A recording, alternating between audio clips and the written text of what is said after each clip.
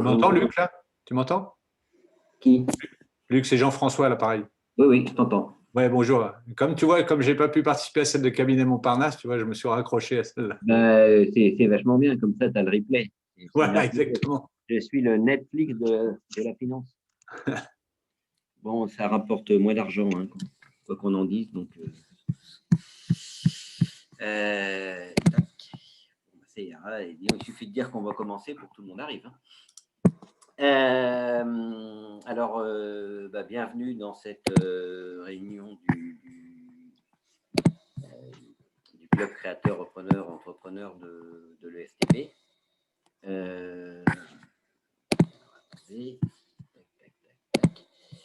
Je vais partager mon écran. Écran 2. Est-ce que vous voyez quelque chose?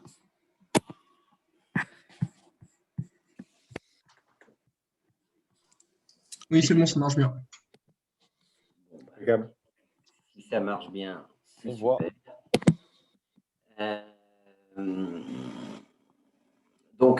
Bienvenue. Donc moi, je travaille chez FL Finance et Développement et FL Finance Academy. Ce sont deux sociétés sœurs qui font une du conseil en finance et autre de la formation.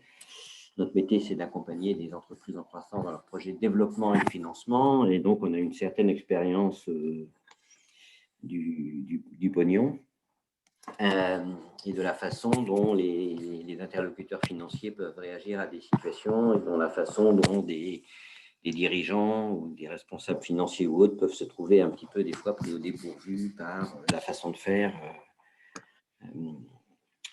Donc, on vient de vivre une année complète, puisqu'on a fêté le premier anniversaire il n'y a pas très longtemps, un peu compliqué.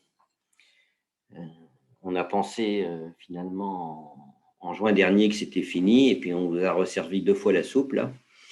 Et on commence à être dans des horizons assez flous.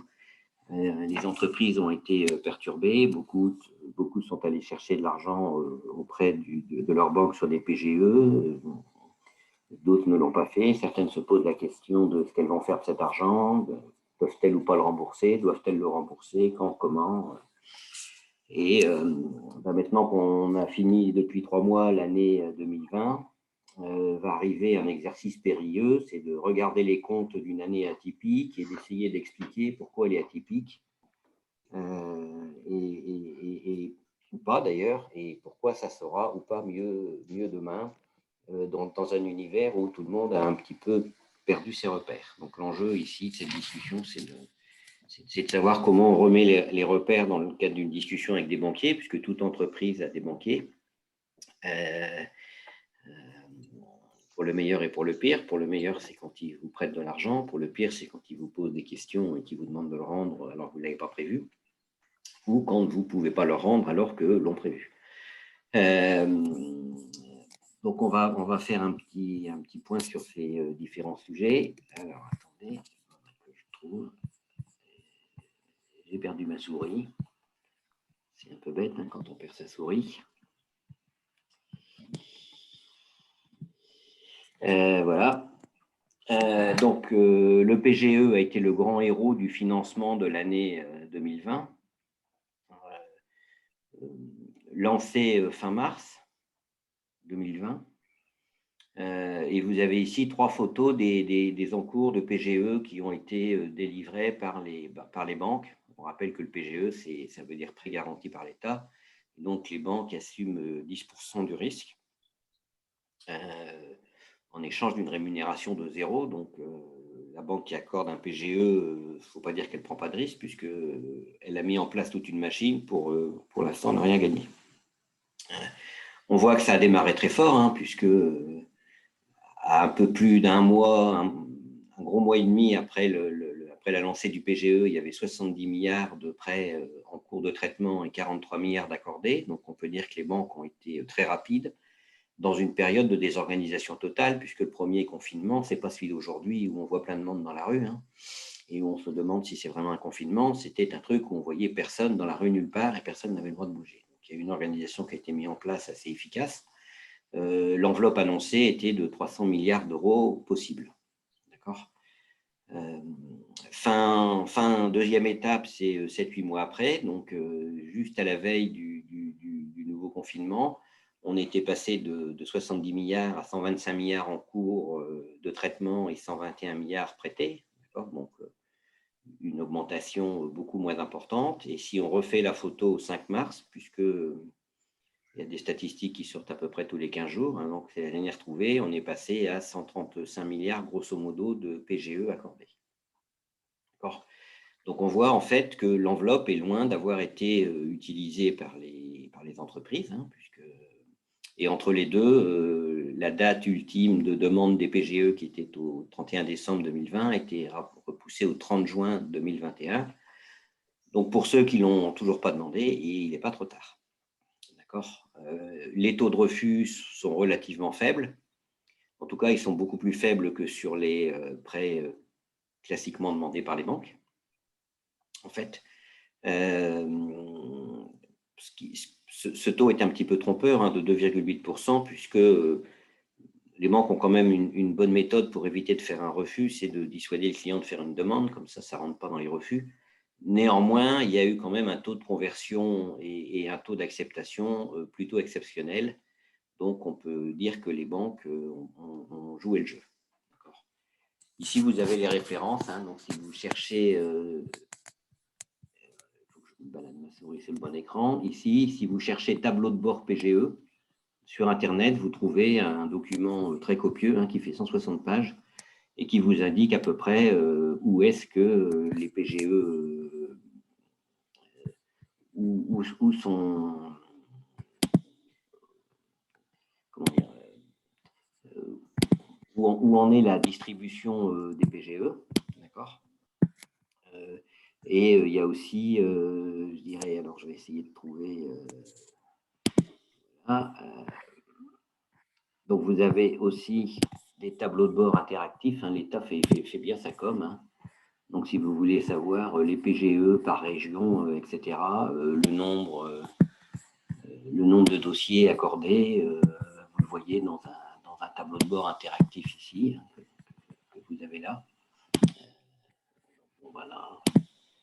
Donc si vous voulez aller voir sur une région spécifique, vous cliquez sur la région.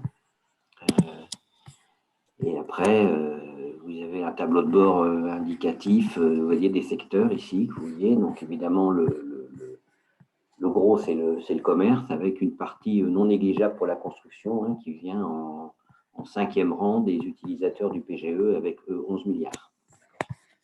Ces financements ont irrigué à peu près 600 000, un peu plus de 600 000 entreprises.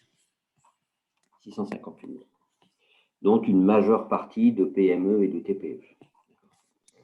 On a beaucoup parlé des grandes entreprises qui l'ont utilisé, parce que c'était des noms. D'ailleurs, la FNAC, qui avait eu 500 millions, les a remboursés la semaine dernière. Alors maintenant, quand on a un PGE, la question, elle va être différente, de se dire, j'ai utilisé le cash du PGE, ça, ce n'est pas une très bonne nouvelle, puisqu'il y a à peu près les 2/3 des entreprises n'ont pas utilisé le cash du PGE.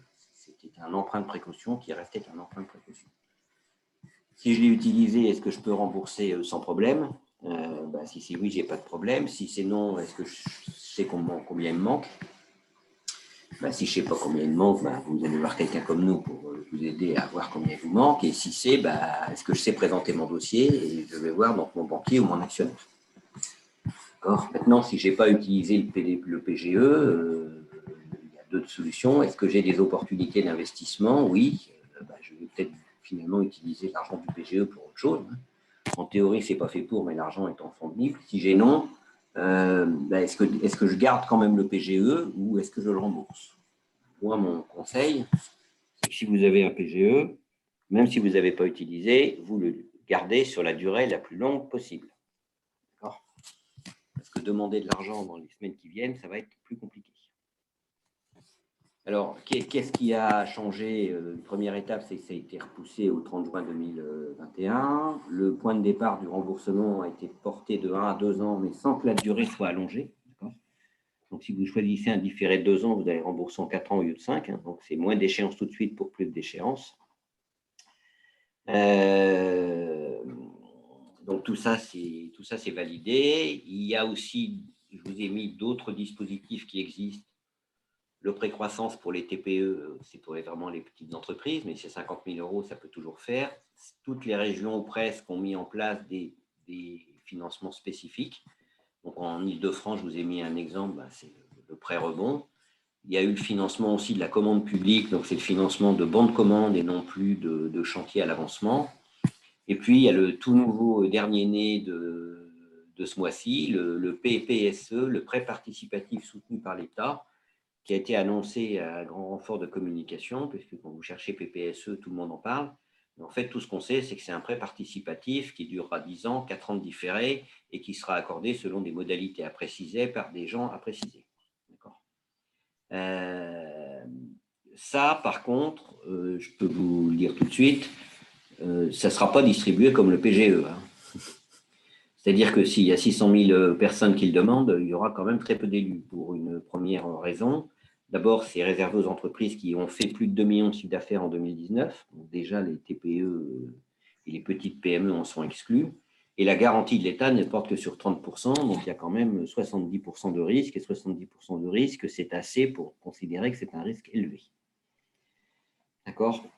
Il faut voir que ces garanties de fonds propres ou quasi-fonds propres, ce n'est pas quelque chose de nouveau, puisque BPI garantit déjà le petit capital investissement sur demande des investisseurs jusqu'à 70% du capital pour les sociétés de moins de 5 ans. Donc, c'est l'élargissement à des entreprises plus grosses, en fait, d'un système qui existe et avec une garantie, mais le taux de garantie n'est pas suffisant pour en faire un produit d'appel de soutien aux entreprises en situation compliquée. D'accord. Donc, si vous avez des questions, vous pouvez bien évidemment les poser au fur et à mesure.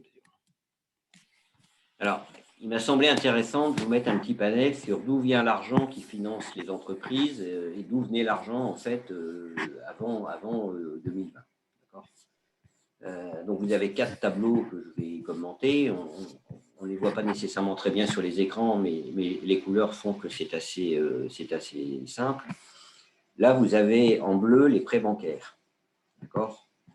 Vous avez en vert le crédit bail et vous avez en rouge les financements obligataires directs. D'accord. Et donc, vous vous apercevez qu'entre 2006 et 2017, la part du financement bancaire dans les entreprises est tombée en dessous de 50%. Donc, les entreprises se financent à moins de 50% auprès des banques. Okay. Ça, c'est la situation en France. Aux États-Unis, c'est à moins de 30% auprès des banques. D'accord. Par contre, quand on divise, ça c'est le marché global pour les entreprises en fonction de leur taille, on voit que les grandes entreprises ne se financent plus qu'à 25% auprès des banques, sur les montants qu'elles empruntent, et que par contre, les PME, c'est jusqu'à 250 personnes, d'accord, elles sont encore à plus de 80% auprès des banques, et comme le crédit bail est souvent un financement sur une filiale bancaire, on peut considérer qu'aujourd'hui, les PME sont encore quasiment uniquement financées par les banques. Ce qui rend évidemment plus important la discussion et la conviction que vous allez devoir avoir auprès de votre banquier. D'accord.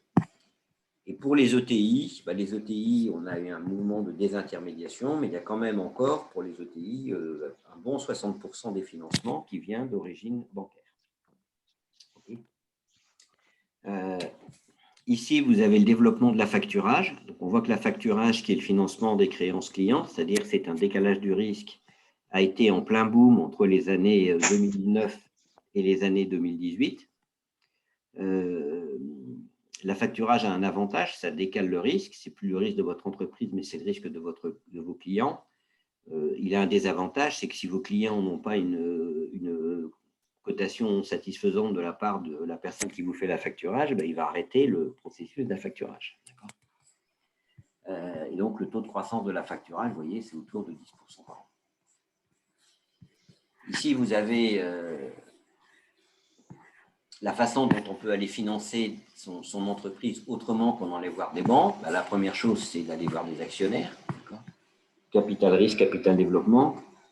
La France est un pays un petit peu schizophrène puisque nous restons le seul pays crypto-communiste au monde. Hein. C'est-à-dire qu'on est les seuls à penser que capitalisme n'est pas le meilleur système, à part les Coréens du Nord et les Chinois, mais eux, ils n'ont pas le droit de penser, donc c'est plus simple. Mais on est le deuxième pays au monde pour ce qui est de la divulgation du capital investissement auprès des entreprises. Il y a un quart des PME indépendantes ont un investisseur financier à leur capital. Donc, c'est quand même devenu une méthode courante de financement. Okay.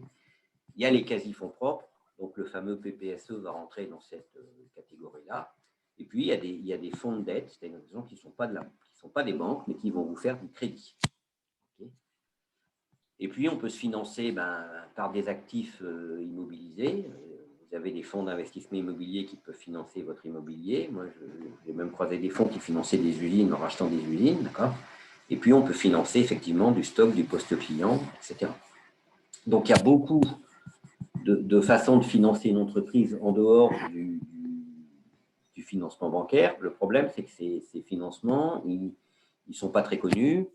Ils sont distribués par des acteurs de petite taille. Et donc, la banque, c'est facile, on a tous une au coin de sa rue. Maintenant, s'il dit je veux un investisseur en fonds propres, on n'en a pas un coin de sa rue, puis je cherche quelqu'un qui va financer mes stocks, on en a encore moins au coin de sa rue. Mais il y a beaucoup d'intervenants qui se sont créés sur ce marché-là. Le but du jeu n'est pas de développer ça, mais c'est pour vous dire que la banque n'est pas le seul interlocuteur. Après, on a ici la finance participative. OK. Donc, la finance participative, c'est le prêt direct par un pool d'investisseurs privés qui peuvent être en général des particuliers. Alors, il y a un gros boom. En fait, vous voyez qu'on n'est quand même jamais qu'à 273 millions sur l'année 2018. Hein. Donc, 273 millions d'euros de financement, si vous voulez, ça n'a rien. C'est une goutte dans les 130 milliards d'euros de PGE. Donc, c'est quelque chose qui se développe, mais c'est quelque chose qui aujourd'hui reste marginal. Hein. C'est ce qu'on appelle le crowdfunding. Et surtout, quand on regarde où va l'argent du crowdfunding, il va finalement à presque 50% dans du financement immobilier. D'accord ? Donc finalement, il y a un financement qui s'est bien désintermédié, qui est bien pris l'indépendance des banques, c'est le financement de tout ce qui est la promotion immobilière. D'accord ? Avec un certain nombre d'investisseurs qui sont contents de faire en gros de la promotion à beau compte parce que tout le monde en France se rêve promoteur immobilier, donc c'est un moyen de le faire. Vous voyez que le deuxième, c'est le commerce et les services, et le troisième, c'est l'énergie, l'environnement et les énergies renouvelables. Donc, le financement participatif, ce n'est pas énorme, mais c'est concentré sur le secteur, grosso modo, de la promotion immobilière. Alors, maintenant, quand on va aller raconter à son banquier l'année 2020, il va falloir savoir où est-ce qu'on en est et vous allez devoir lui dire est-ce que ça va bien ou est-ce que c'est difficile. Alors, ce n'est pas parce que ça va bien qu'on n'a pas besoin d'argent, parce que moi, je connais des entreprises qui vont bien, elles sont en croissance, donc il faut financer le BFR, il faut financer les investissements. Et dans une période un peu compliquée, les banques, sur le financement des investissements, elles ne sont pas forcément très à l'aise. Il faut financer des acquisitions. Le marché des cessions et des acquisitions d'entreprises est très actif en ce moment.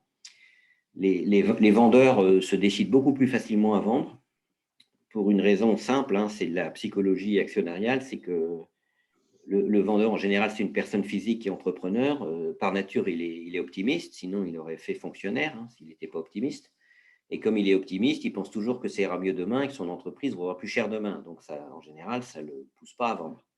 Aujourd'hui, le fait que ça aille mieux demain, il commence à en être moins convaincu, que le fait que ça va être plus cher demain, il en est moins sûr, et surtout, il ne s'amuse plus. D'accord ? Donc, il y a beaucoup de décisions de vente qui se font par le fait que les dirigeants ne s'amusent plus, une certaine lassitude managériale et une moindre certitude que demain ce sera des jours radieux. Il faut retenir quand vous êtes dans cette catégorie-là, et j'en connais certains autour de la table qui sont dans cette catégorie-là, la croissance fait peur. Le banquier, il n'aime pas la décroissance, il n'aime pas la croissance, il aime ce qui ne bouge pas. D'accord ? Et qu'effectivement, pour qu'il mette de l'argent, en général, il va demander à ce que quelqu'un mette des fonds propres si l'entreprise il considère qu'elle n'en a pas assez. Après, deuxième catégorie, vous avez une année difficile, avec une performance financière décevante, hein, puisque les banquiers sont des grands poètes qui ne regardent que des chiffres. Ils ne les comprennent pas toujours, d'ailleurs, ce qui fait que ça peut être sujet à certaines incompréhensions. Alors, est-ce qu'elle était inattendue? Ce qui est clair, c'est que ceux qui ont un effet Covid, c'était forcément inattendu.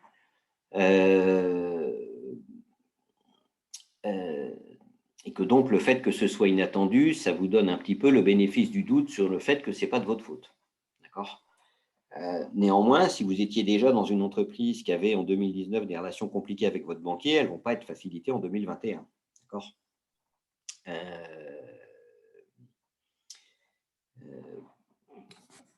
Est-ce que c'est difficile parce que finalement on a investi, on avait des investissements en route et qu'on ne les a pas financés?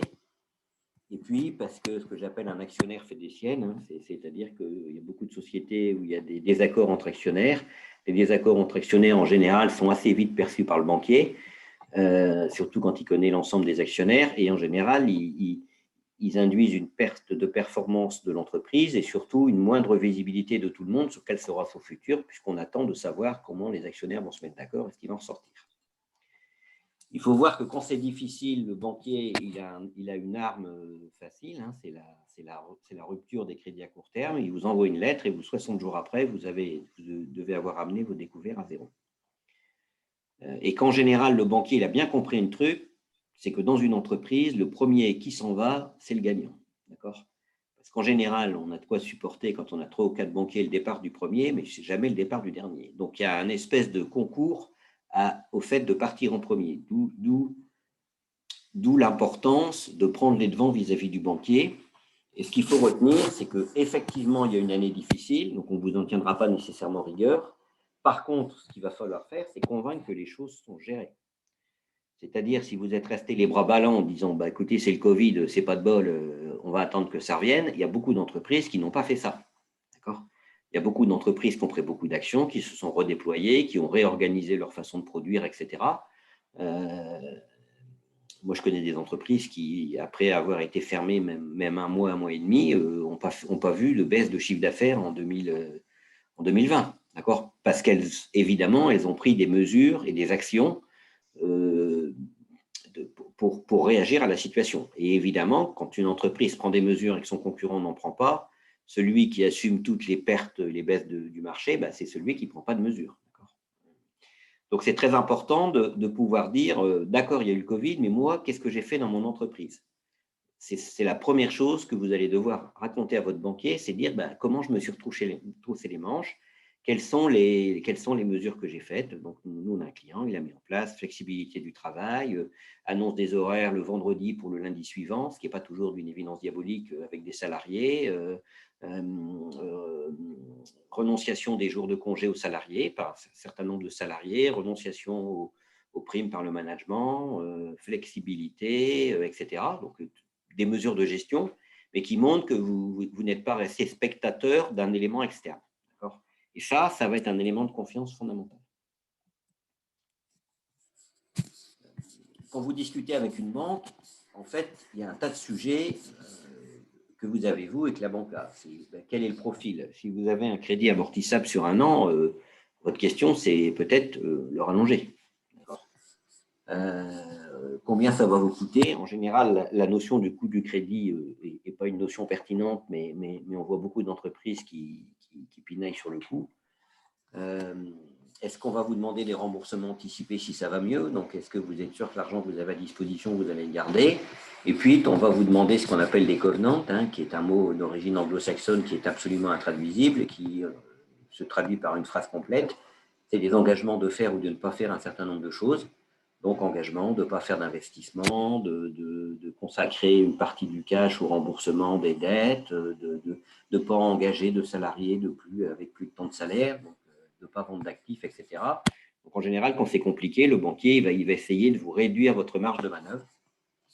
Et puis, il va regarder l'existence de garanties. Alors, les garanties, elles peuvent être internes. Si vous avez un bel immeuble, il va peut-être vouloir le prendre en garantie. Elles peuvent être externes. C'est le principe du PGE. Il y a une garantie à 90% qui vient par l'État, qui est externe. Mais l'autre garantie externe auquel le banquier pense systématiquement, c'est la caution personnelle. C'est le sujet qui, normalement, ne doit jamais venir dans la discussion. D'accord ? Il faut tout de suite dire non. Okay ? Et puis, est-ce qu'il vous connaît ? si vous n'avez pas de bol, au moment où vous allez voir votre banquier, vous avez un nouveau directeur d'agence et un nouveau chargé d'affaires, ce n'est pas de chance.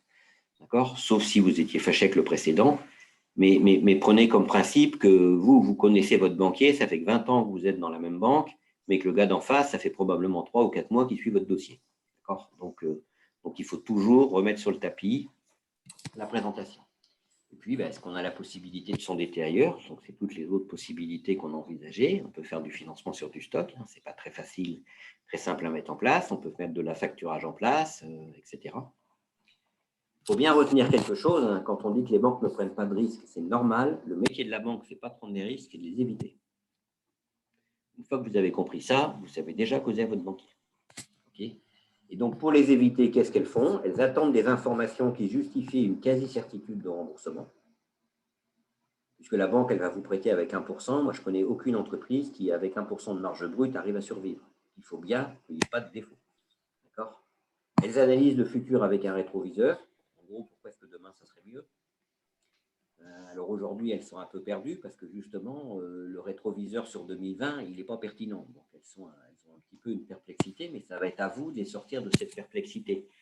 Il ne suffit pas de dire, écoutez, 2020, c'est une année atypique, on oublie, donc voilà, maintenant, I want pognon. Ça ne marche pas. Elles souhaitent des garanties au financement, et puis en plus, elles ont été mal habituées, puisque ça fait 1 an qu'elles ne prêtent qu'avec des garanties à 90% par l'État, donc finalement, c'est quand même pas complètement désagréable. Et elles s'attachent aussi à une structure financière équilibrée, c'est-à-dire, y a-t-il assez de fonds propres? Pour les banques, les fonds propres, c'est la prise de risque de l'actionnaire par rapport au leur. Alors évidemment, si vous avez fait des pertes, les fonds propres diminuent. Donc, si les fonds propres diminuent, pour le banquier, l'actionnaire est moins en risque. La diminution des fonds propres par des pertes, c'est une constatation du risque, mais pour le banquier, c'est l'apparition d'un déséquilibre. Et donc, ce qui est important, quand vous allez demander un financement, c'est de savoir ce qu'il vous faut. Est-ce qu'il vous faut du court terme? Est-ce qu'il vous faut du financement de BFR pour la reprise de l'activité? Est-ce qu'il vous faut du financement d'investissement? Ou est-ce que vous avez assumé une année de perte où vous avez brûlé du cash et il faut 4 ans pour vous récupérer? Si vous ne posez pas la bonne question, vous n'aurez pas la bonne réponse et la réponse que vous aurez, ça sera non. D'accord? Donc, il faut vraiment que vous posiez la question de quoi avez-vous besoin? Si vous allez voir votre banquier en disant « j'arrive pas à faire mes fins de mois », il va dire « c'est super, mais ce n'est pas mon boulot ». D'accord? Par contre, si vous lui dites « j'ai des grosses commandes, je dois acheter des stocks pour les livrer », là, il va comprendre, il va dire « ok, s'il a des grosses commandes, je vais aller vérifier que c'est des vraies commandes, mais il va peut-être vous financer. » D'accord? Voilà. Donc ça, c'est très important. Demander un financement, c'est savoir pourquoi faire.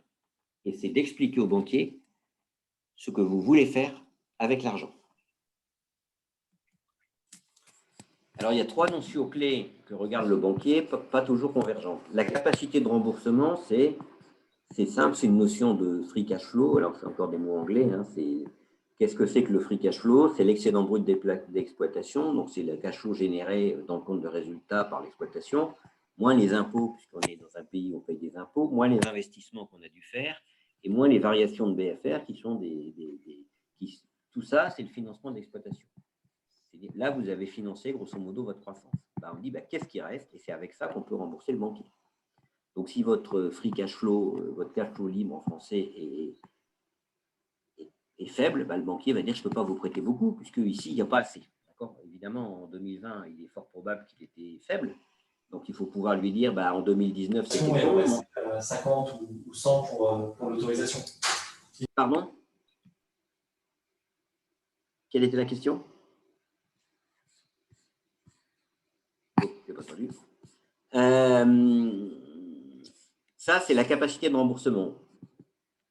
C'est une notion de cash. La capacité d'emprunt, c'est plus un rapport de structure, c'est d'être sur fonds propres. S'il n'y a pas assez de fonds propres, le banquier ne prête pas, point, c'est comme ça. D'accord.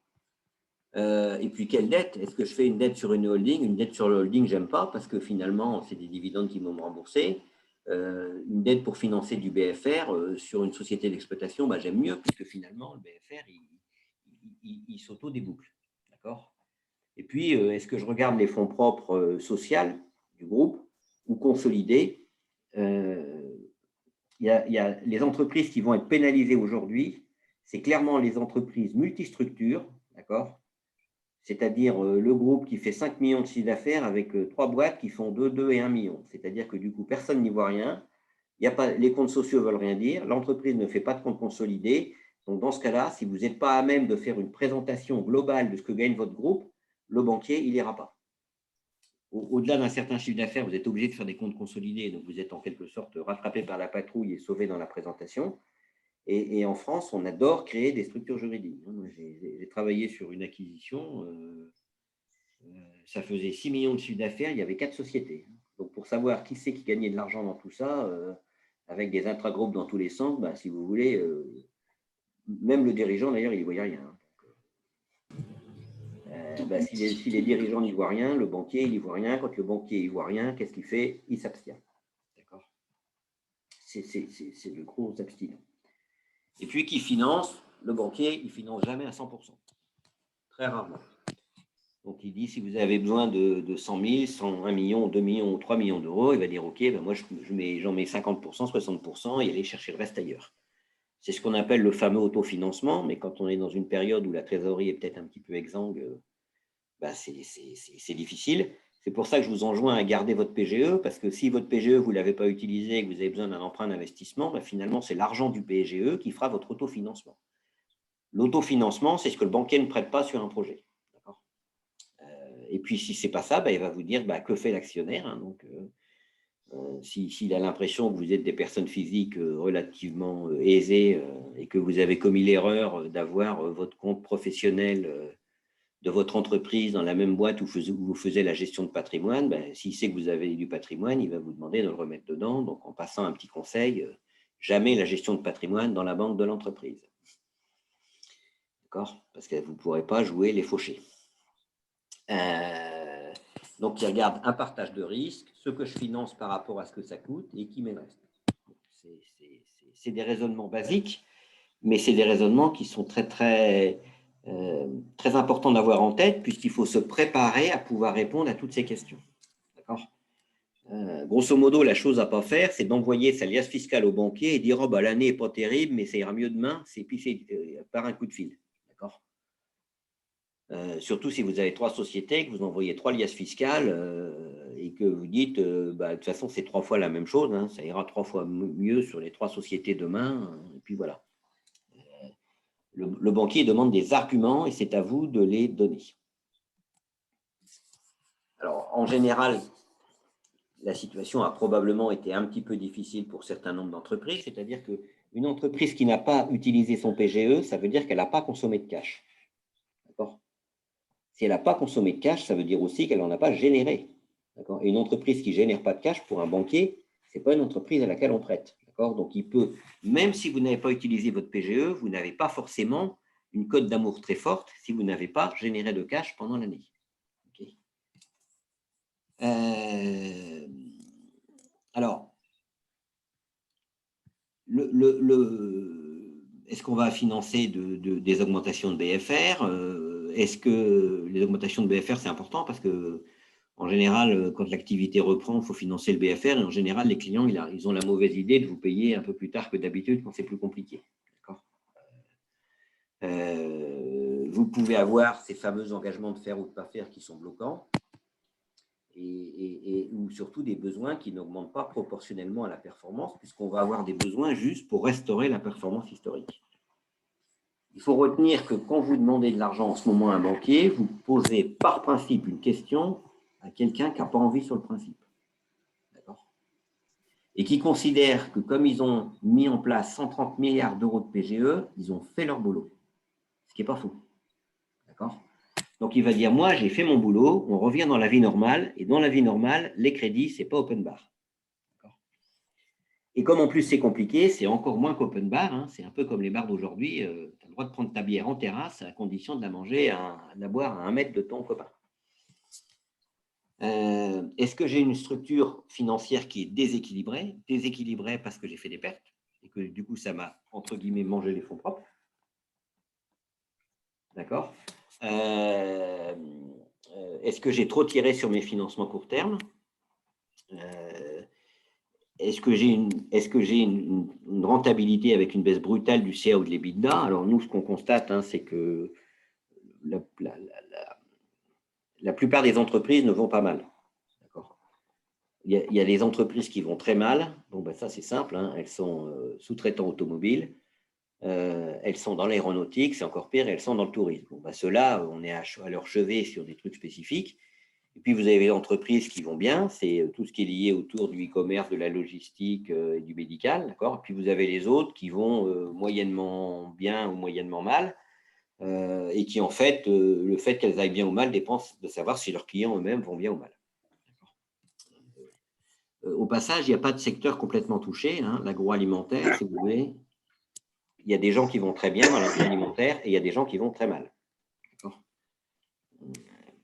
Moi, j'ai un ami qui est cultivateur dans la Somme.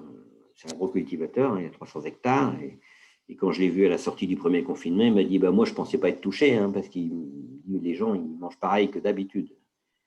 Il dit il y a 15 jours, mon client qui achetait les patates, il m'a dit les patates, tu sais, je ne t'en prendrai pas 30 hectares cette année parce que comme il n'y a pas de restaurant, pas de cantine, il n'y a pas de frites, s'il n'y a pas de frites, il n'y a pas de patates. Donc, les 30 hectares, ils sont libres. Il avait un deuxième client qui lui prenait du lin. Il a dit, tu sais, les 20 hectares de lin, je ne te les prends pas parce que je ne peux pas les envoyer en Chine pour les faire traiter. Il dit, en 15 jours, je me suis retrouvé avec 50 hectares avec rien à planter dessus. Donc, si vous voulez, les secteurs ne sont pas nécessairement tous épargnés. Dans l'agroalimentaire, il y a ceux qui vont très bien, ceux qui étaient dans le B2C, dans le consommateur direct, tous ceux qui étaient sur la restauration en foyer, ils sont au fond du coup. Et quand vous êtes organisé pour livrer Sodexo et Lior, ce n'est pas du jour au lendemain que vous allez remplir les supermarchés, Intermarchés et Leclerc. Il faut faire très attention, c'est que tout ça, c'est à vous d'expliquer, ce n'est pas au banquier de comprendre. Le banquier, par principe, il n'a même pas le temps de comprendre. Vous avez vu, il est très occupé, il veut vous vendre des téléphones, des cartes bleues, des locations de voitures, de l'assurance, donc il ne peut plus comprendre votre esprit de crédit. Donc il faut vraiment à vous d'expliquer. Et puis, les enjeux, pourquoi c'est aller mal? Pourquoi vous? Parce qu'il y a d'autres clients dans votre secteur qui vont peut-être pire ou moins bien. Quelles actions? Est-ce que vos cash flows prévisionnels sur le futur, et qu'est-ce que vous demandez? Est-ce que vous demandez de la dette? Est-ce que vous demandez un report des échéances? Est-ce que vous demandez, est-ce que vous êtes prêt à donner des garanties ou pas? Le réflexe de Pavlov de l'actionnaire, c'est de dire, moi je fais quelque chose si l'actionnaire, enfin du banquier, c'est moi je fais quelque chose si l'actionnaire fait quelque chose. Donc nous, on a mené à bien la restructuration du financement d'une entreprise qui est dans le tourisme à Paris. Donc elle exploite des bateaux sur la Seine. Donc évidemment, c'est un métier qui n'est pas booming. Le réflexe du banquier, ça a été de dire, ok, l'actionnaire, est-ce qu'il met de l'argent? Parce qu'il n'a pas tort, il dit, il y a un moment, il faut que l'actionnaire il prouve un peu qu'il y croit. Tout ne peut pas être fait, entre guillemets, à mes risques et périls. Donc ça, c'est un enjeu important. Où trouver de la dette?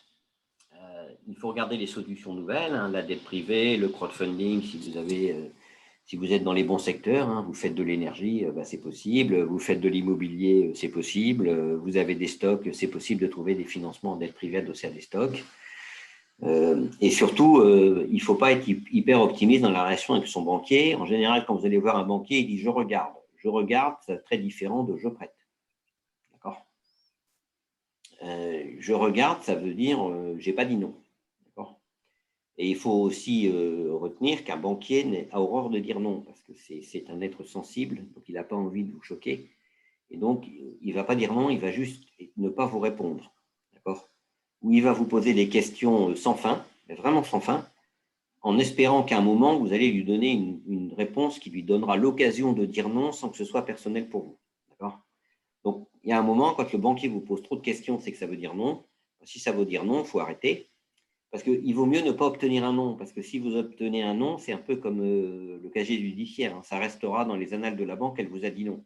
Par contre, si vous avez abandonné la demande formellement avant qu'on vous ait répondu, on ne vous a pas dit non, ça vous laisse une chance de revenir 6 mois ou 1 an après. Alors, il y a des moments, il faut aussi avoir la conviction de pouvoir emporter le morceau et se battre pour obtenir un oui, d'accord ? Parce que avoir que des interlocuteurs qui évidemment regardent et ne répondent pas, ça ne répond pas à votre question. Et puis, une grande inconnue, la présence directe ou non de BPI France. Il faut voir que BPI France a une grosse habitude de garantir les financements bancaires pour les PME, d'apporter une quantité de garantie. on ne sait pas exactement quelle va être l'attitude de BPI, qui est déjà beaucoup intervenu sur les PGE, de savoir si certain enthousiasme en fait, à garantir une partie des risques bancaires va perdurer. Donc ça, c'est aussi un élément important. BPI donc, est garant. Hein, si vous allez voir sur le site nos métiers garantie présentation, donc on va voir si le lien marche. Hein.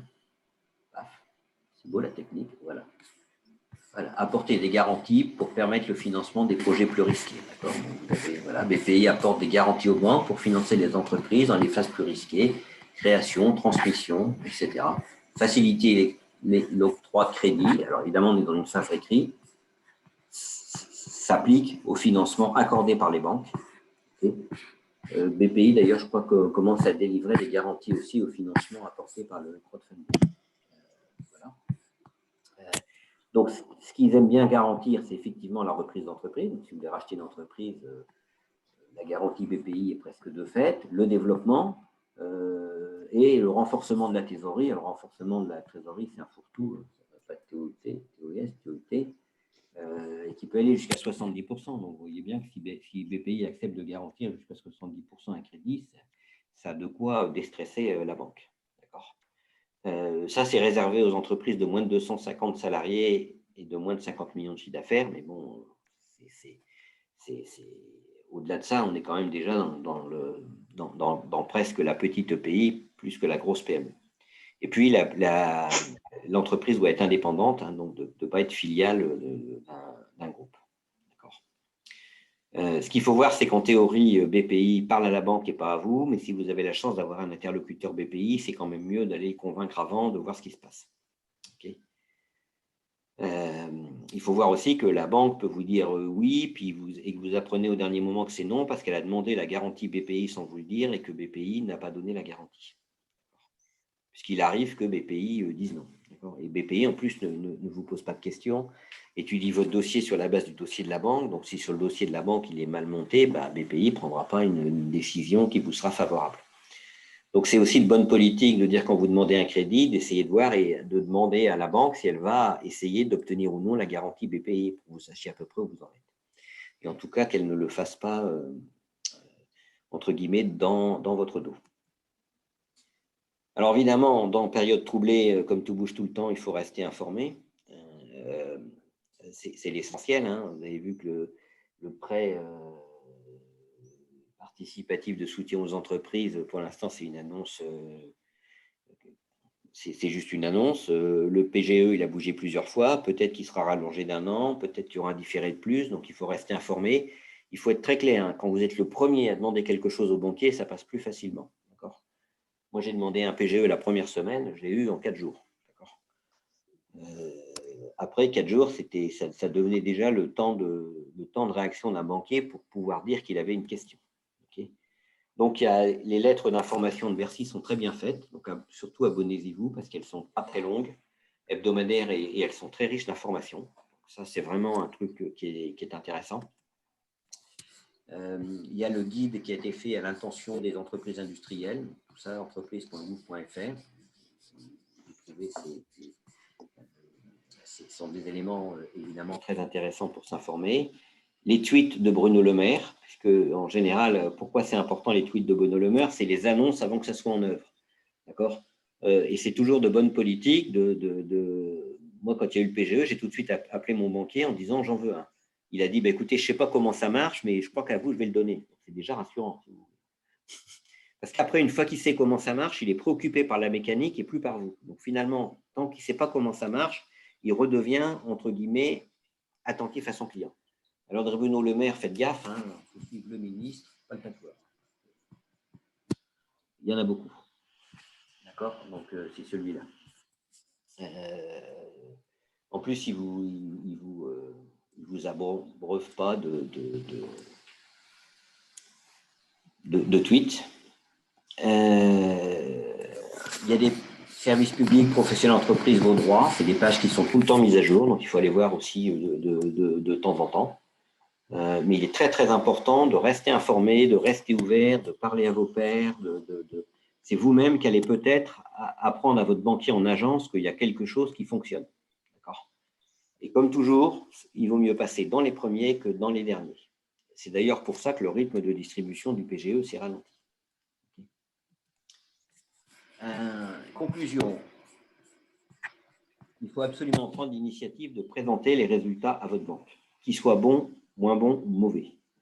De toute façon, il va les avoir. Donc, autant que vous preniez le rendez-vous et que vous lui expliquiez pourquoi c'est comme ça et ce que vous allez faire pour demain de manière réaliste. Plutôt que de lui envoyer des comptes par mail en disant « il me les demande, ils ne sont pas bons, puis je vais attendre qu'il me rappelle pour voir ce qu'il en pense ». En fait, quand il vous rappelle, il n'en pense déjà pas du bien. Et comme il n'a pas écouté votre discours, il a regardé juste les chiffres en disant qu'ils n'étaient pas très bien, et puis c'est tout. Dès l'annonce de mesures nouvelles se mettent en marche, bon, c'est un jeu de mots qui est assez nul, mais je ne vais pas résister au plaisir de le faire quand même. Donc le PPSE, toutes ces choses-là, ben, ça ne va pas être distribué de manière très large, mais c'est important de se positionner sur les nouveautés, et il y en a beaucoup, y compris sur les modifications des dispositifs existants, hein, qui sont des dispositifs récents. Et rappelez-vous que les faits sont les seuls éléments pertinents. Ça ira mieux demain parce que vous comprenez, il n'y a pas de raison que la construction elle ralentisse parce qu'on a besoin de logements. Ça, franchement, le banquier, il n'y croit pas du tout. D'accord ? Mais de dire, bah, écoutez, moi, je suis sur tel ou tel appel d'offres, sur tel ou tel projet dont vous lisez dans le journal qu'il avance, ça, c'est quand même, ça s'appelle des faits. D'accord ? Donc, le banquier, il va être très sensible aux faits. Ils ont quand même appris quelque chose, hein, et ils ont redécouvert le plaisir de faire leur métier. C'est ce que j'ai quand même constaté. Les banquiers étaient un peu des êtres abattus jusqu'à début 2020. Ils ont retrouvé le plaisir de faire leur métier, le plaisir de rendre service, le plaisir d'échanger avec les clients et d'être utile. D'accord ? Alors, ceci étant, ils croulent sous une paperasse à faire dans tous les coins qui revient, donc ça ne leur rend pas le boulot facile. Mais ils sont à votre écoute, mais ils sont à l'écoute d'un discours qu'ils ne vont pas inventer pour vous. Donc, c'est à vous de le faire. Voilà un petit peu la présentation. Donc, si vous avez des questions,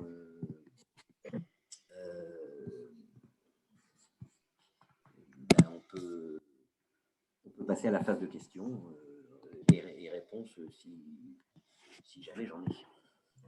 Bonjour, je vais allumer la vidéo, ce sera un peu plus convivial. Ça Ouais, va être bon. Bonjour. Donc, du coup, j'ai une question parce que vous avez beaucoup parlé donc, des entreprises qui étaient existantes du coup, avant 2020, avant la période Covid, et donc comment il fallait qu'elles se présentent au niveau des banques. Mais moi, personnellement, pour l'instant, je n'ai aucune entreprise, mais j'espère bien en créer une un peu plus tard. Et comment est-ce que ça va se passer du coup pour les futures entreprises, les entreprises de demain?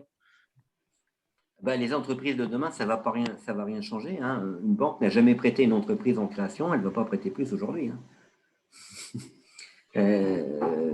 Si vous voulez, elle va peut-être vous octroyer un petit découvert de quelques milliers d'euros par-ci par-là si votre tête lui revient de manière bien sympathique. Si vous arrivez à être hébergé dans les locaux le Village Baïséa, peut-être que le Crédit Agricole ou dans l'incubateur de la BNP, les banques font pas mal ça, elle va peut-être vous octroyer un petit peu de choses et de crédit, mais en général, pour les entreprises en création, c'est comme d'hab, hein, il faut compter sur ses petits bras musclés. Le crédit, si vous voulez, le crédit, c'est remboursé, et c'est remboursé par un cash flow. À partir du moment où vous êtes en création, vous n'avez pas de preuve de cash flow. Donc, cette difficulté ne change pas. Par contre, je ne pense pas que ce soit pire qu'avant. Parce qu'il y a cette espèce toujours d'enthousiasme pour la création. Il y a d'ailleurs eu énormément de créations d'entreprises pendant l'année 2020, donc ça ne s'est pas ralenti du tout, parce qu'effectivement, quand les marchés bougent, c'est le moment d'avoir des initiatives. Donc, pour vous, je dirais pas forcément grand-chose de changer. D'accord. Très bien, merci.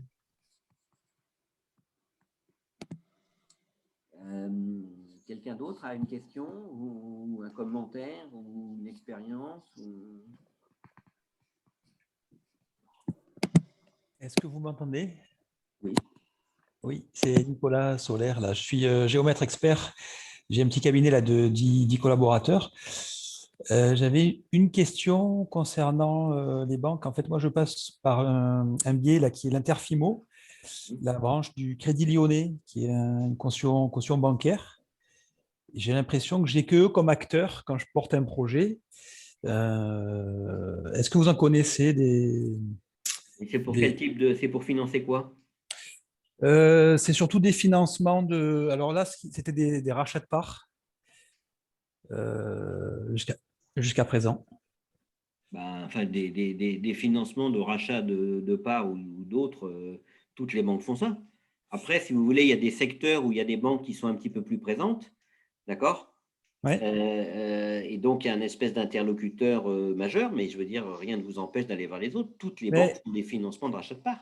Ils connaissent le point fort donc Interfimo, c'est de l'immobilier aussi. Hein, donc, ils connaissent bien la profession de géomètre expert. Et celles que j'ai vues, les autres banques ne se sont pas aussi intéressées que ce soit la banque. J'avais des filiales de la Banque Postale, la Banque Populaire. Et voilà. Donc, je ne sais pas si. Moi, j'ai l'impression d'avoir un acteur un peu unique face à moi, mais ça fait quoi, 15 ans que je les connais.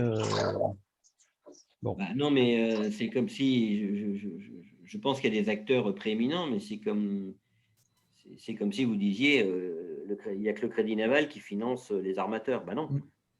Maintenant, le Crédit Naval, il comprend mieux effectivement les gars qui font la pêche. Ouais, je comprends. Je creuserai davantage du coup parce que ouais, c'est intéressant. Et pour le PGE, je ne l'ai pas demandé. Est-ce que vous me conseillez de… Oh ben, ça, c'est une erreur. Vous avez encore le droit, demandez-le.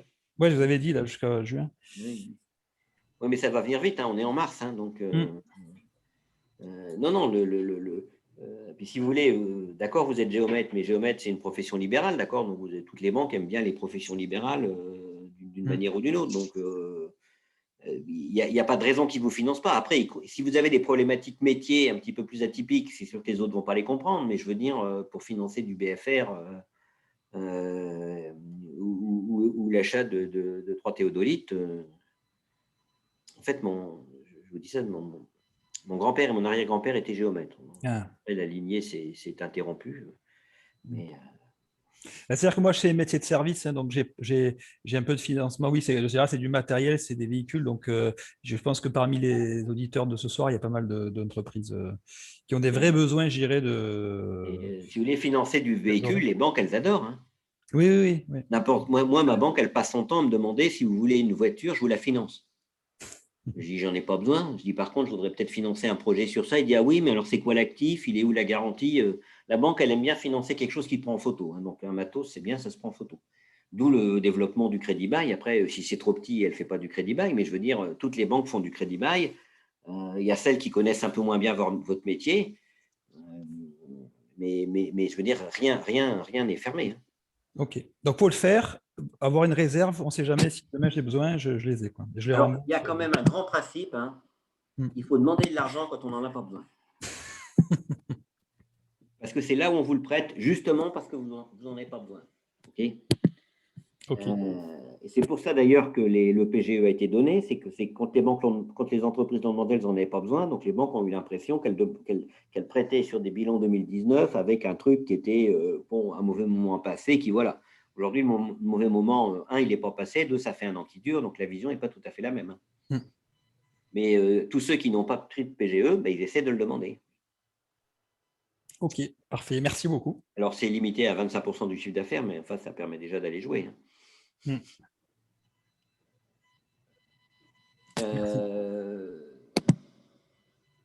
Est-ce que il y a d'autres questions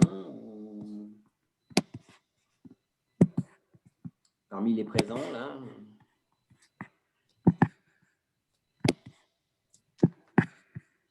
Marc, tu as une question? Tu as l'air perplexe, non?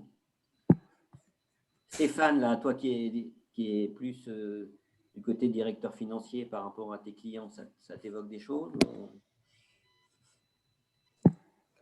Oui, le PGE pour des startups, pour des sociétés qui n'ont pas de chiffre d'affaires, éligible ou hors sujet?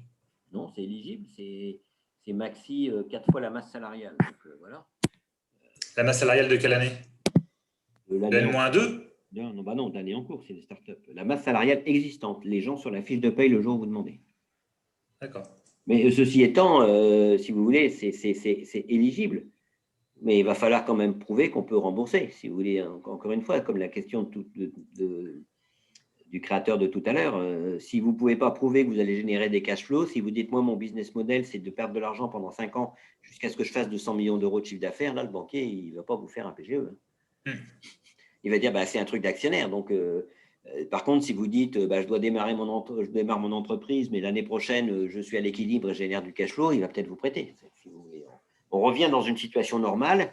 Et là, par contre, le PGE peut débloquer les choses parce que finalement, comme c'est un moyen de financer les startups en étant garanties et qu'elles aiment bien un petit peu, elles sont à la recherche quand même d'une clientèle de ce type-là, je pense qu'il y a une petite ouverture si vous avez des succès. Moi, je connais des boîtes, elles font 4 millions de chiffre d'affaires, 2 millions de pertes, et elles ont obtenu des PGE 10, 7, 800 000 euros. Mais parce qu'elles c'était crédible, après, est-ce que ça sera la réalité que l'année prochaine, elles allaient gagner de l'argent? Et puis, elles faisaient quand même déjà, au bout d'un an, 4 millions de chiffre d'affaires. Donc, si vous voulez, je vais raconter une anecdote. Moi, je faisais un truc sur le financement, justement, des boîtes jeunes, et on me disait, oui, mais Amazon a perdu de l'argent pendant des années, il s'est quand même financé. En France, ça ne marche pas. Ben, je dis peut-être, mais Amazon, la première année, faisait 150 millions de dollars de chiffre d'affaires. Donc, il avait quand même déjà prouvé quelque chose. Vous venez me voir et ça fait 4 ans que votre boîte existe et vous faites 300 000 euros. Donc, vous n'êtes pas tout à fait dans la catégorie d'Amazon. Il y a un moment, si vous avez des pertes et pas de chiffre d'affaires, c'est sûr que c'est moins sexy que si vous avez des bénéfices et du chiffre d'affaires. D'accord. Maintenant, si vous n'avez pas de chiffre d'affaires, c'est très compliqué. Mais si vous avez un chiffre d'affaires qui décolle, c'est un peu plus facile et le PGE, justement, est un peu une bouffée d'oxygène.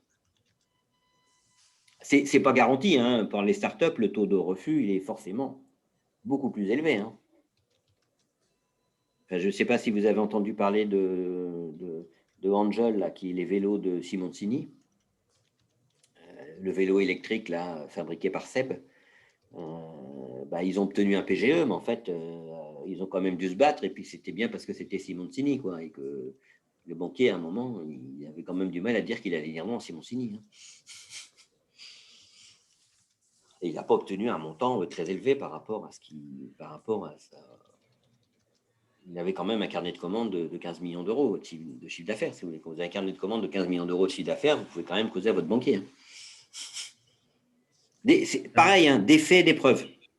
Ma question était, je n'ai pas précisé, mais start-up qui n'a pas encore de chiffre d'affaires, encore en phase de développement, de préparation. Ah non, mais il faut avoir fait un peu start quand même. Hein. Pas forcément up, mais start. Hein. Si vous êtes en train de vous dire on se prépare pour attaquer, bah là, il va se dire écoutez, vous préparez pour attaquer, c'est bien. Moi, je viendrai quand vous aurez commencé à attaquer un peu. Quoi. Et qui ont déjà passé un certain nombre de jalons, parce que voilà, pour le coup, c'est une startup dans l'innovation, il y a un certain nombre de jalons qui sont passés, mais voilà, pas, le timing est tenu, mais le timing ne prévoit pas le chiffre d'affaires avant le début de l'année prochaine. Voilà, on est plutôt moins éligible dans ces cas-là au BGE. Hein. Sauf si on a besoin de matériel ou choses comme ça, parce que financer du matériel, le banquier retrouve son habitude, je finance un truc qui se prend en photo, c'est sympa. D'accord. Dès que ça se prend en photo, on suppose que c'est une bonne garantie. Quoi. Ok. Merci. De rien. D'autres questions Allez-y, hein. Faut pas avoir peur, hein. Je suis pas le banquier. Une question la dette PGE dans la vision du banquier sur la capacité d'emprunt de l'entreprise. Est-ce qu'elle a le même statut que les autres dettes? Ça a été souvent quand même des emprunts importants, 25% du chiffre d'affaires, c'est important. Est-ce que ça ne va pas écraser pendant un certain temps les capacités d'emprunt Ah bah si. C'est un emprunt qui se rembourse. Et en plus, il se rembourse sur une durée relativement courte, 5 ans. Donc à partir du moment où il se rembourse, il obère la capacité de remboursement. C'est ce qu'on a vu dans le truc où il y avait les trois les trois armoiries, capacité de remboursement et capacité d'emprunt. Ben, si la capacité de remboursement elle est déjà prise par le PGE, elle ne va pas se recréer. Hein, d'où d'ailleurs un petit peu la formulation du prêt participatif soutenu par l'État, qui est de se dire ça reste un emprunt, mais c'est 8 ans et 4 ans de différé. Donc évidemment, 4 ans de différé, tu te rends bien compte que ça a été relativement calculé pour commencer à se rembourser après que tu aies remboursé la majeure partie de ton PGE. Donc là, ça, entre guillemets, ça s'emboîte bien. Mais c'est d'ailleurs une difficulté des startups. Moi, j'ai des startups qui ont réussi à emprunter. Le problème, c'est quand vous avez réussi à emprunter, le mois d'après, vous remboursez. Quand vous ne faites pas de chiffre d'affaires, si vous voulez, c'est l'argent que vous avez emprunté qui permet de rembourser. Donc, assez vite, finalement, c'est l'argent de l'emprunt qui permet de rembourser l'emprunt. Donc, il ne vous sert même plus pour une partie à financer vos investissements. Donc, dès qu'il y a un besoin de remboursement, c'est en concurrence avec les autres besoins de remboursement. Oui, ça, c'est sûr. Il n'y a pas de traitement spécifique, c'est une dette. Et il faut voir, hein, la dette n'est garantie par l'État qu'en cas de liquidation de l'entreprise. Donc, ça veut dire qu'il faut que le banquier ait perdu aussi toutes ses autres dettes avec. D'accord ? Donc, si vous voulez, c'est pas on ne peut pas rembourser le PGE, la boîte, elle reste, elle garde les autres dettes et le PGE, il passe à la trappe. Non. C'est le PGE n'est garanti que quand l'entreprise est liquidée. D'accord ? Et si c'est le remboursement du PGE qui met l'entreprise en liquidation, bah, il la mettra en liquidation. Enfin, en règlement judiciaire, puis en liquidation ultérieurement. C'est une deuxième question, là. Statistiquement, il risque d'y avoir une vague de mur de la dette, là, problème de remboursement, d'ici peut-être 1 an, 2 ans. Est-ce que tu ne crois pas qu'à un moment donné, l'État va devoir… On avait évoqué à un moment donné l'idée que l'État pourrait transformer en quasi-fonds propres dans certains cas ce PGE. Qu'est-ce que tu en penses toi, de ça ? Ça n'arrivera jamais. D'abord parce que ça sera interdit par l'Europe, donc faut être clair, ça s'appelle des subventions, ça. Donc les subventions sont interdites, hein, le dispositif PGE, ne serait-ce que le fait d'annoncer qu'il y avait un an de différé en plus, il a fallu l'autorisation de l'Europe, parce que c'est un soutien aux entreprises françaises et c'est une concurrence déloyale par rapport aux autres entreprises. Donc ça n'arrivera pas. Les seules choses qui arriveront, c'est qu'on étalera d'une manière ou d'une autre, on augmentera les différés. Aujourd'hui, je trouve la bêtise qui a été faite, c'est de ne pas rajouter un an au PGE, c'est-à-dire de mettre un an de différé, mais de dire qu'on remboursait sur la même durée au global. Ça n'aide pas les entreprises, ça les aide à court terme. Et je pense aujourd'hui, il faut résolver sur sa solvabilité à 2 ou 3 ans. Quand pendant 2 ou 3 ans, vous avez remboursé les dettes, après, s'il faut étaler un peu, on ira revoir ce qui se passe. On sera dans une autre situation. Mais je ne pense pas que la dette PGE, il y en a 130 milliards, il ne va pas s'évaporer. Hein. Et puis, il va y avoir effectivement des dépôts de bilan. C'est normal, puisque de toute façon, il y en a eu 40% de moins qu'une année normale, parce qu'évidemment, on a maintenu en réanimation toutes les entreprises qui étaient subclaquantes. Et si vous voulez, quand on va arrêter la perfusion, elles vont rester subclaquantes. Et ça ne sera pas d'ailleurs la faute du Covid. Hein. Il y a eu plus de créations en 2020 qu'en 2019 et il y a eu 30% de dépôt de bilan en moins. Et d'ailleurs, qu'est-ce qu'a déposé le bilan ? En fait, les grandes chaînes qui n'étaient pas éligibles à suffisamment de PGE pour pouvoir… C'est beaucoup de textiles que tu connais bien, c'est de la restauration ou autre, c'est des gens qui avaient besoin de cash, qui n'avaient pas de cash et où le PGE était un puits sans fond. Et où le fait où le chômage partiel ne suffisait pas en fait à amoindrir les coûts. Mais les dépôts de bilan n'ont été le fait que de très grosses boîtes en fait.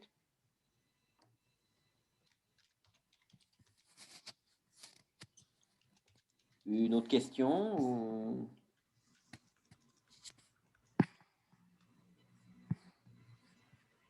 Allez-y, hein, last chance before talking to your banquier. Dernier essai avant de passer à la phase réelle. Je construis mon discours et j'y vais. Moi, j'ai bien compris que ce que tu préconisais, c'était de prendre les devants. Ah bah oui, je toujours. Je pense que tu as quand même bien insisté là-dessus. Ah non, mais s'il y a une chose à retenir, c'est que Le sous-titre que j'ai mis à un moment dans un post, c'est penser à votre banquier avant qu'il pense à vous. Quand il pense à vous, c'est déjà qu'il pense en mal. Quand il dit « je veux vous voir sur vos comptes », vous vous doutez bien que ce n'est pas pour vous féliciter. Parce que quand il n'a rien à dire, il ne va pas vous appeler en disant « ah, dis donc, quand même, hein, c'est génial, hein, franchement, venez me voir parce que là, il faut que je vous fasse une tape dans le dos. » Mais non. Voilà. C'est quelqu'un qui m'avait dit une fois, il m'a dit, il y a quand… Il dit, mais moi, il y a que les gens qui… Il faut des explications uniquement quand ça ne marche pas. Il dit, moi, quand je ramenais en 20 en motte à la maison, je n'avais pas tellement besoin d'explications. Hein. Quand je ramenais un 2, il fallait plutôt que j'ai de l'argumentaire. Ben, c'est pareil. Hein.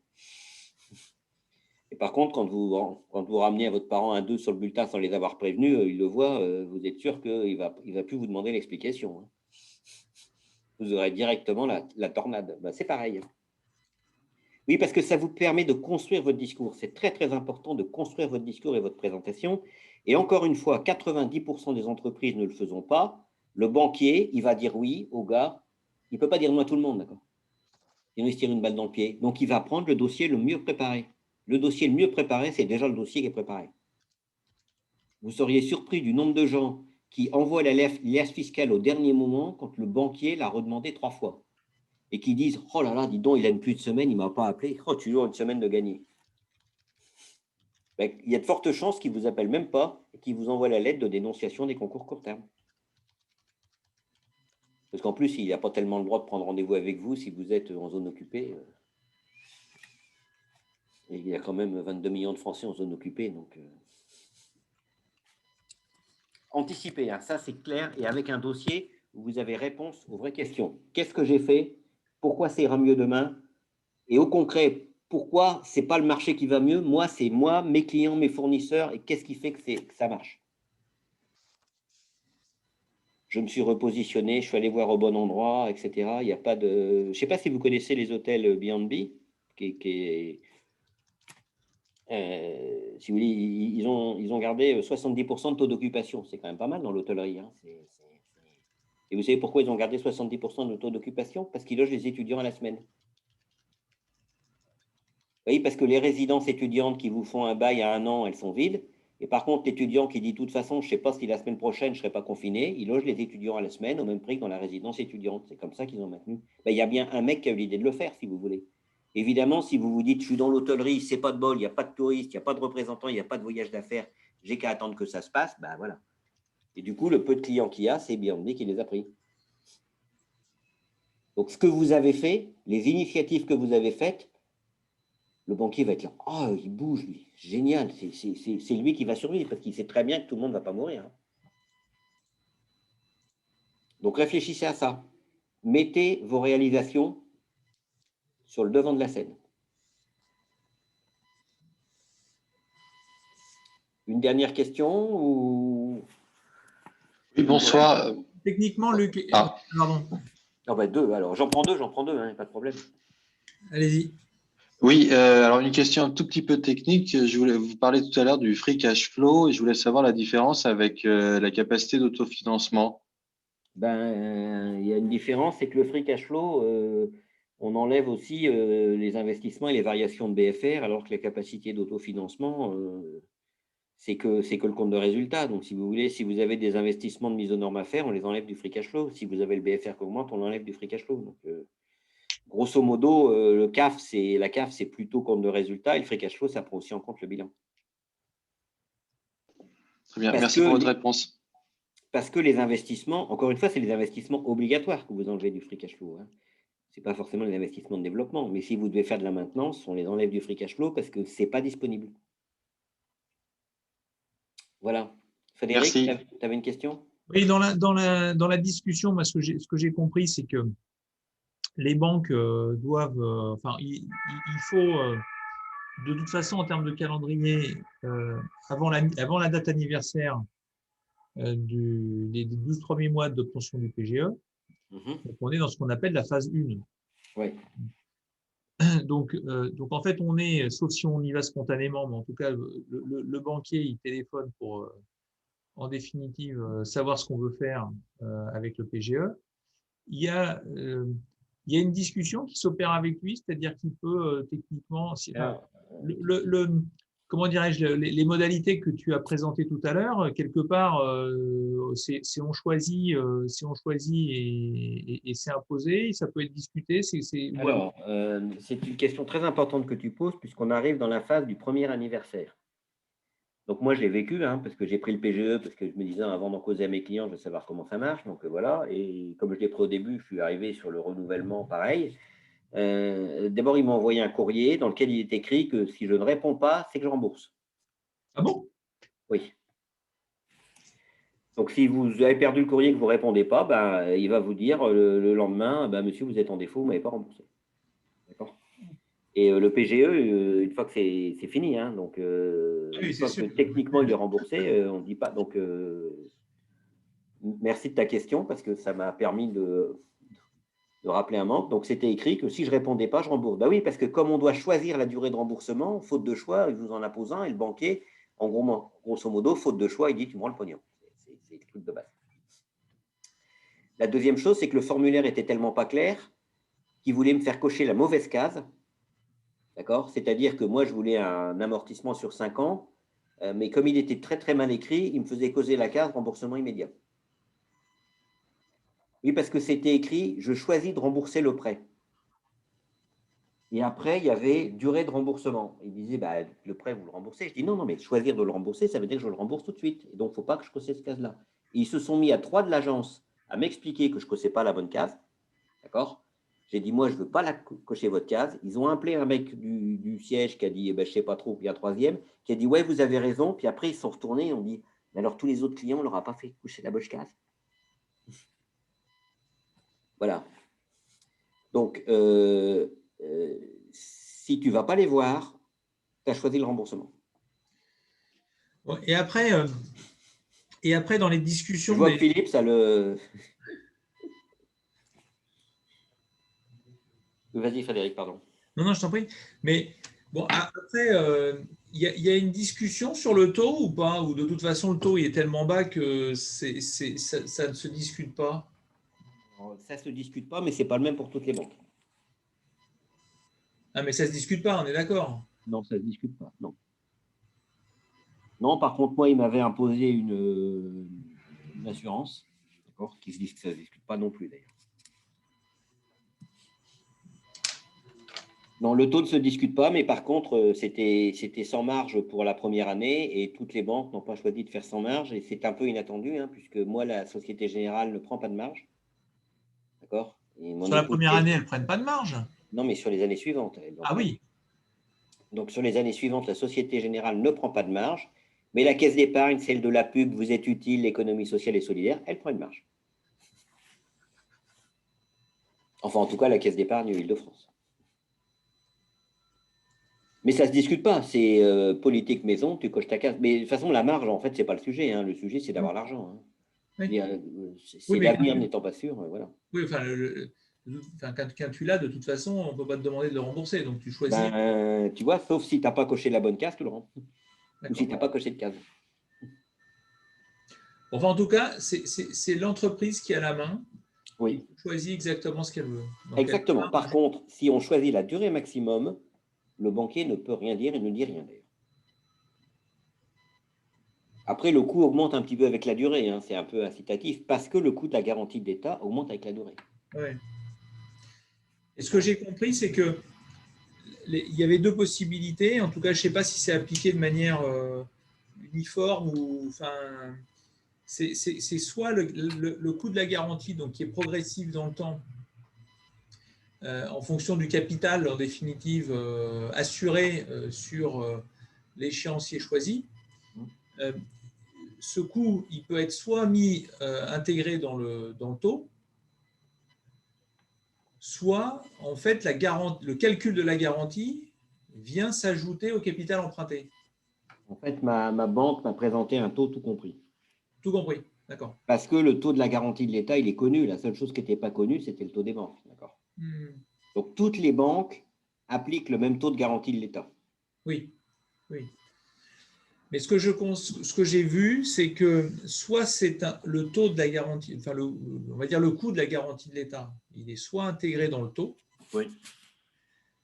soit on a le taux, je dirais, d'emprunt sans la garantie, et la garantie, le montant de la garantie, calculé sur la durée et la maturité choisie, est ajouté au capital emprunté, En fait, y compris d'ailleurs avec le coût de la garantie des 12 premiers mois, les 0,25. Oui, et de toute façon, la banque, elle aime bien faire comme ça parce qu'elle permet de dire le taux, c'est pas moi, c'est l'État. Hein.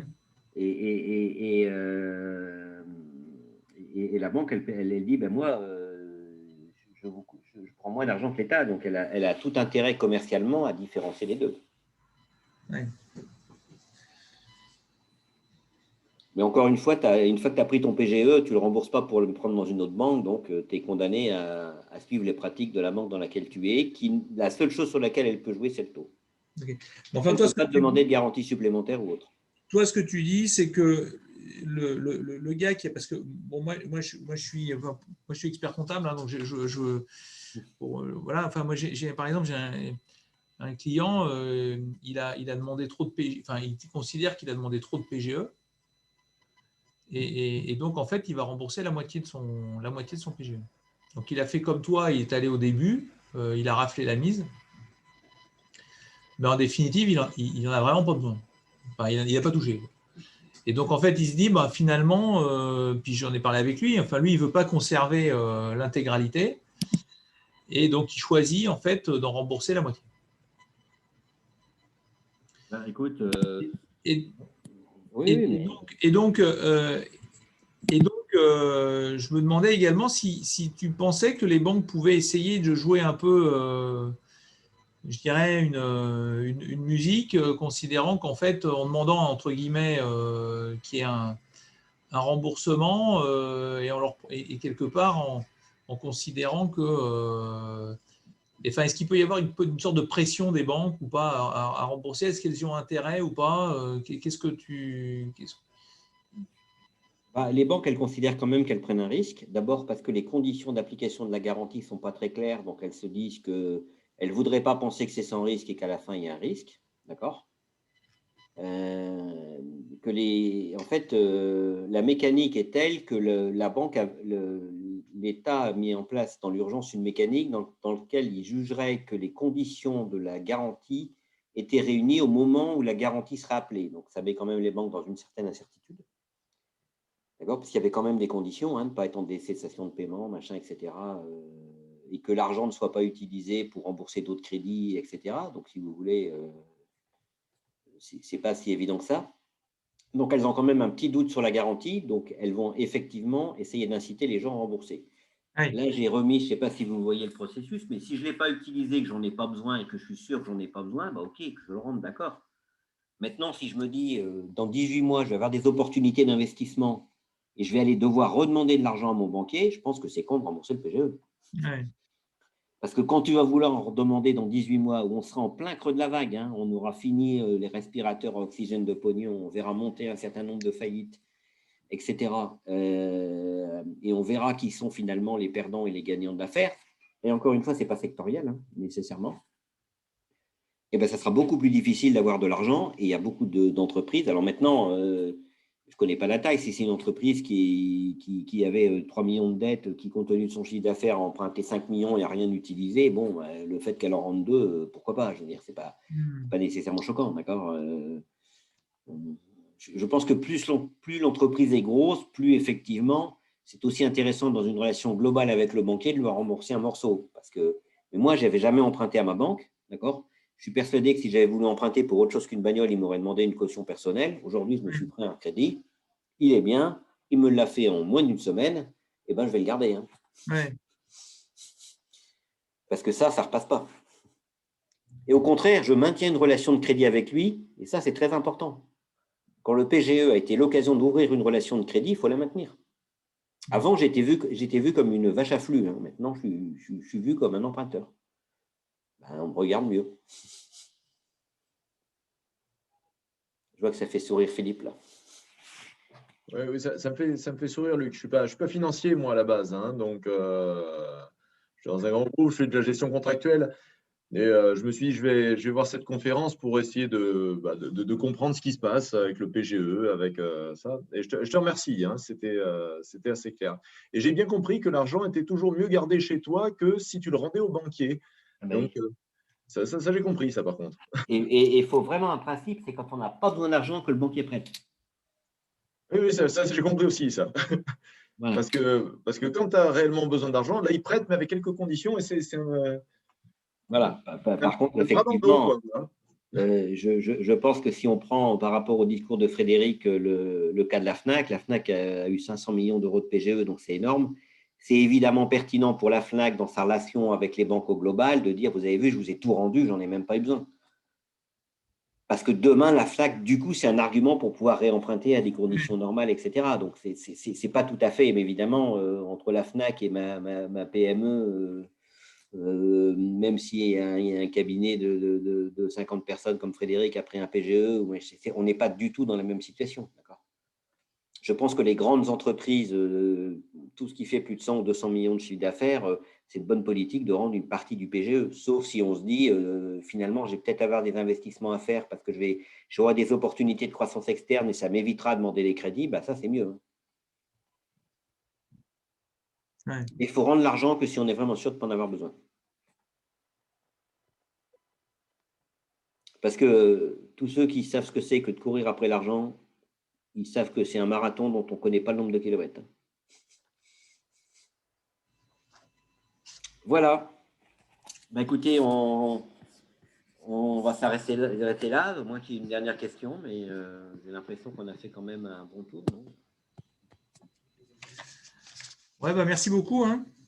Bah, merci de votre participation à tous. Hein. C'était sympa de vous avoir sur un sujet un peu plus ardu que d'habitude. Donc voilà. Merci, au revoir. Merci Luc. Au revoir. Merci Luc. Au revoir.